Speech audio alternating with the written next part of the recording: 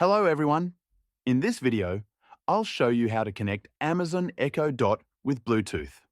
First of all, make sure your Echo speaker is turned on and properly plugged into the electricity. Once the device is powered on, open the Amazon Alexa application on your phone. Inside the app, go to the Devices tab. From there, select your Echo speaker from the list.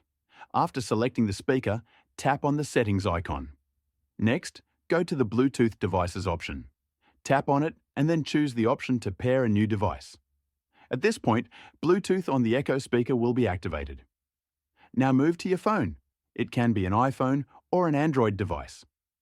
Open the Bluetooth settings on your phone and tap on Pair New Device or search for available devices. From the list, select your Echo speaker and accept the pairing request.